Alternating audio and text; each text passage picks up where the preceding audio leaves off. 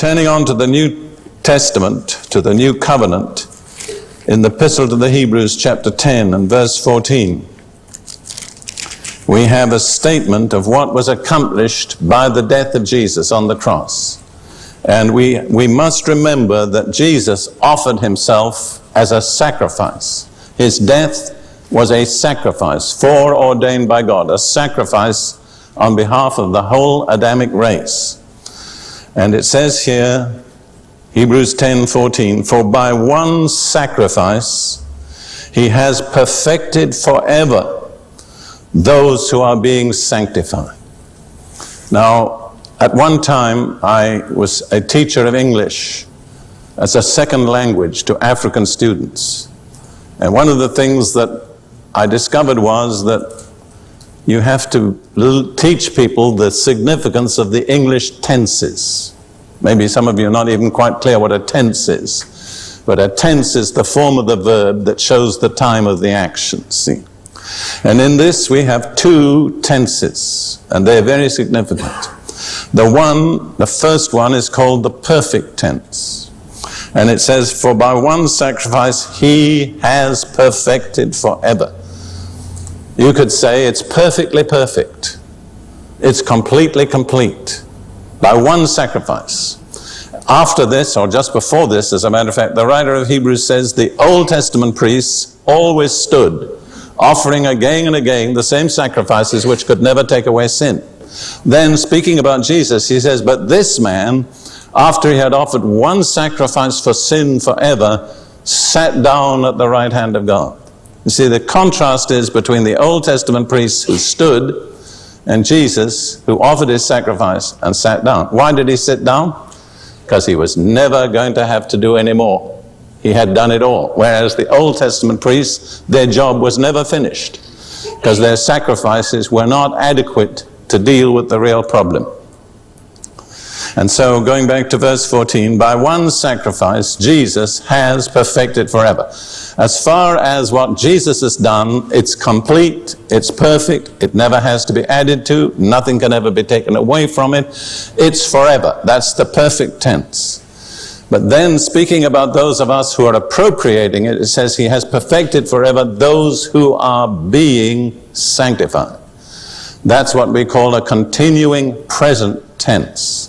What Jesus has done is perfect. Our appropriation of it is continuing. It's ongoing.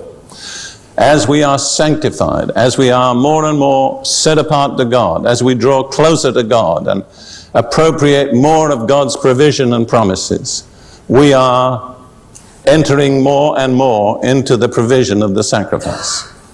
This is a scripture which Ruth and I think there never a week passes without our quoting this. In fact, why should we keep the blessing? Come on, sweetheart, just a moment. We want to show you how it's done.